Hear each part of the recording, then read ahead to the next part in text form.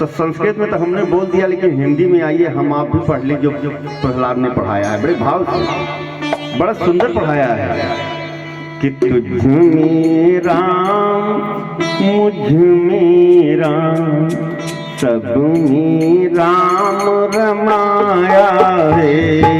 तुझ में राम मुझ में राम सब में राम समाया है।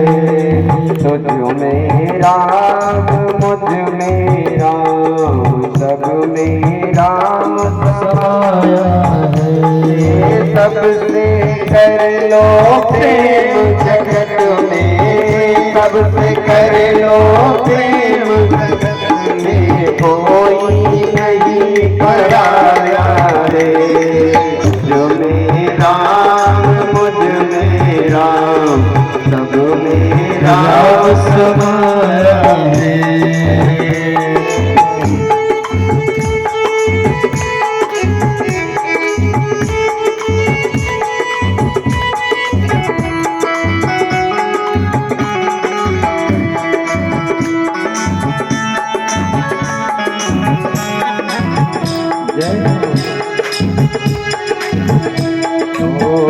एक बाग के फूल है सारे, एक हार के मोती।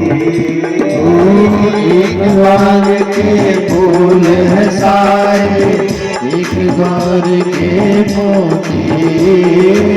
एक बाग के फूल है सारे, एक हार के मोती।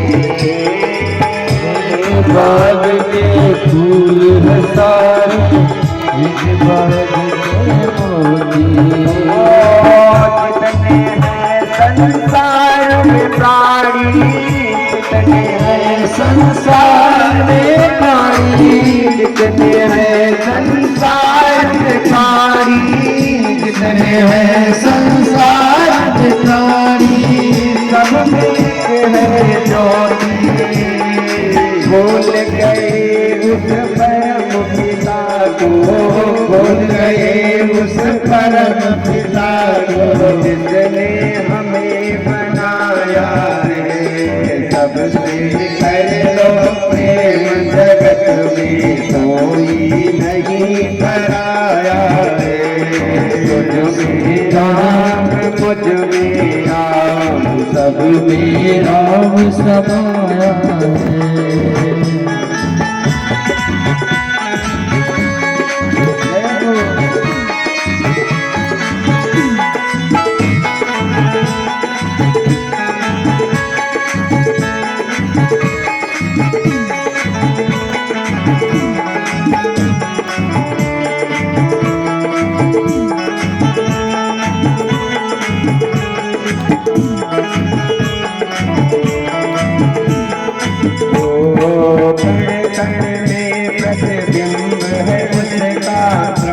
तुम्हारी माया है, कण कण में प्रतिबिंब है, हम तुम्हारी माया है। क्यों कर किसी से बैर करोगे, क्यों कर किसी से बैर करोगे, कौन यहाँ माया है। सेवा धर्म ही श्रेष्ठ धर्म है, सेवा धर्म ही श्रेष्ठ धर्म है। गुरुओं ने बतलाया है, सब में राम मुझ में राम सब में राम समाया है। मुझ में राम मुझ में राम सब में राम समाया है। सबसे कर लो प्रेम जगत में, कोई नहीं पराया है।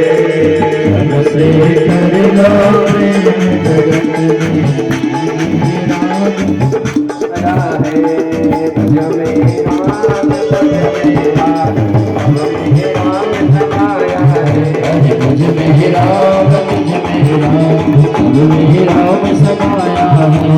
सबसे कर लो प्रेम जगत में, कोई नहीं पराया है। सबसे कर लो प्रेम जगत में, कोई नहीं पराया है।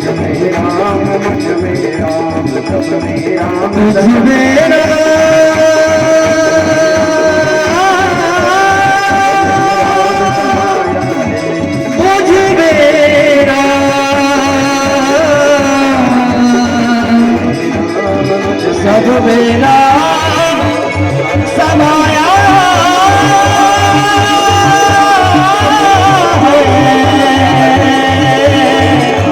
सब मेरा समाया।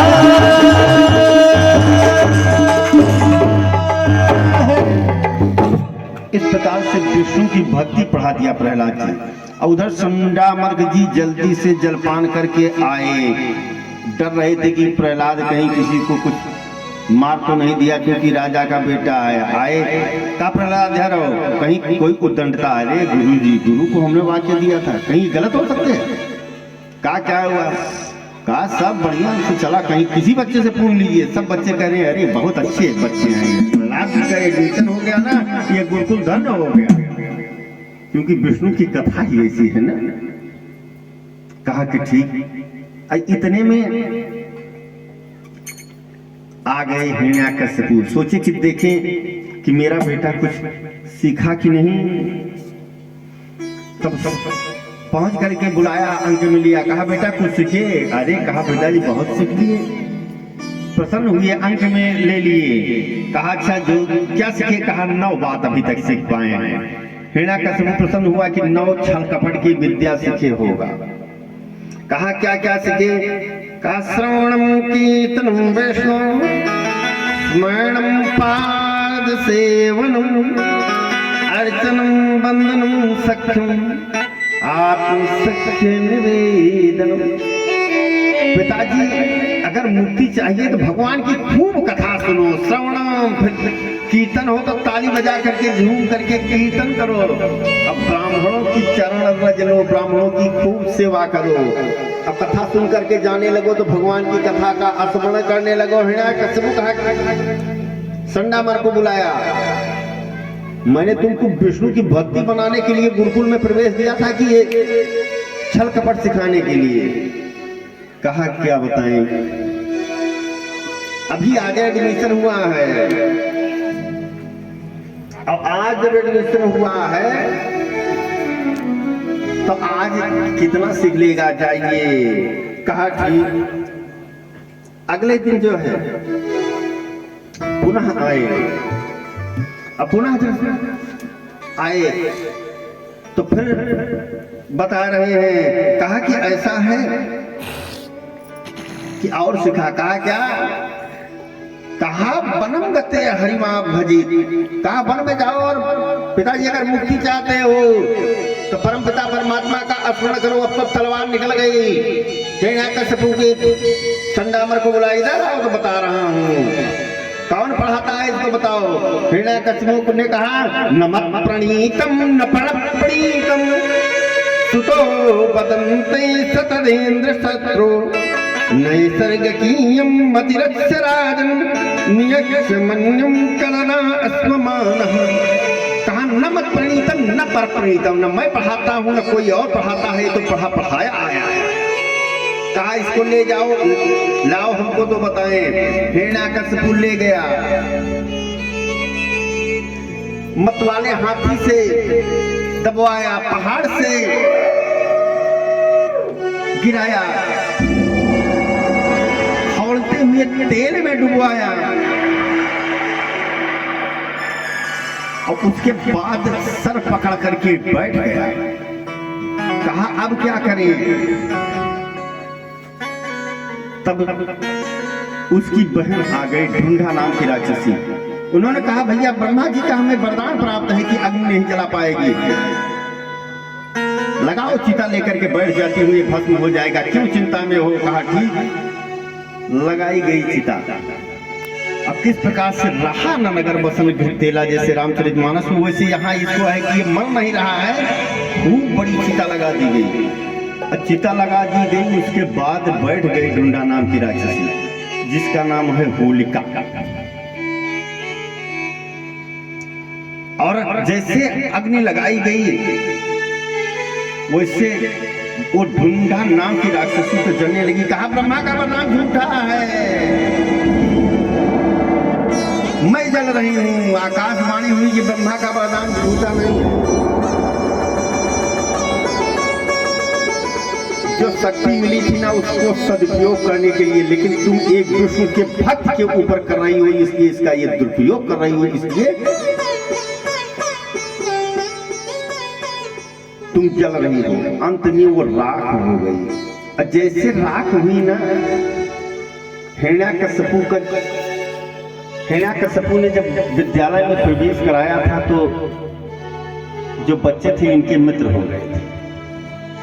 अब बच्चों ने क्या किया कि प्रहलाद को अंक से लगाया और उसी ढूंढा नाम की राक्षसी, जिसको होलिका कहते हैं, उसकी राख को विजय मान करके अपने लगाते हैं, गले मिलते हैं। और जो हिरण्यकशिपु के सहयोगी थे ना, वो कह रहे हैं कि देखो हमारी बहन तो मर गई है, गले मिल रहे हैं, तो मार काट करते हैं। तो होली में क्या होता है ना कि दो लोग होते हैं, जो शिष्ट होते हैं ना, उसी ढूंढा नाम की राक्षसी को अबीर मान करके अबीर लगाते हैं, गले मिलते हैं कि साल भर में अगर जो कुछ भूल चूक हो गई हो उसे क्षमा करो। और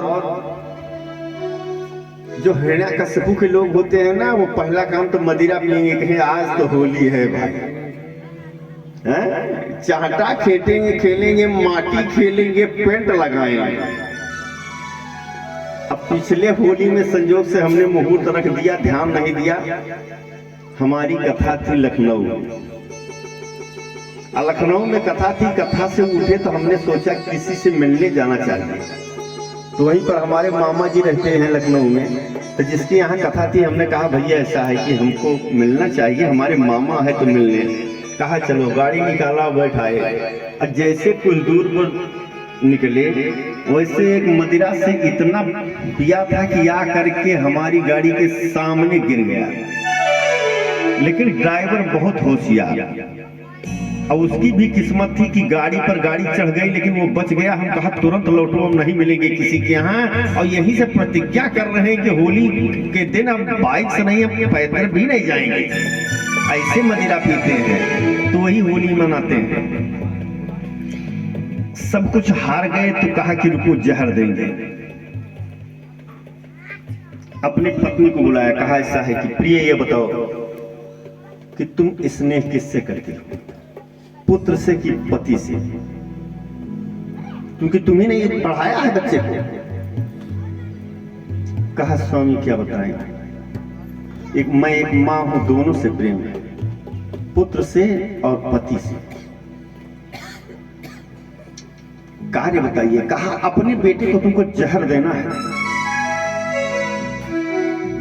कहा स्वामी जी ये कैसे होगा? कहने ये तो होगा, तुम बात किसकी मानोगी? अब कह आदमी चूंकि पतिव्रता पत्नी थी, उन्होंने कहा कि ठीक है, बात में मान ले रही, बात में मान ले रही हूं। प्रहलाद को 2 दिन से भूखा रख दिया एक काल कोठरी में। कयाधु जान रही मेरा बेटा भूखा है, भोजन बनाई कयाधु। हिरण्यकशिपु ने कहा कि लो विष डालो। कयाधु ने कहा स्वामी जी एक माँ की ममता के ऊपर उंगली उठ जाएगी, कुपुत्रो जाए तक क्वचित कुमाता न भवति। कोई माँ ऐसी है नहीं जो कि अपने बेटे को जहर दे। आज मैं दे देती हूं कि तो माँ की कोख जो है कलंकित हो जाएगी। कहा नहीं, तुम्ही ने बढ़ाया है, तुमको जहर देना पड़ेगा। कयाधु रोती है, बिलखती है, कहती है पतिदेव मेरा बेटा 2 दिन से भूखा है, जब मैं किवाड़ खोलूंगी तो देखेगा कि भोजन की थाली ले आए हैं, प्रेम से खाना प्रसाद पाएगा, सोचेगा कि मेरी माँ धन्य है, अम्मा जहर दे रही है। कहा कुछ नहीं, पहले जहर मिलाओ। रोती हुई अम्मा ने मिलाया।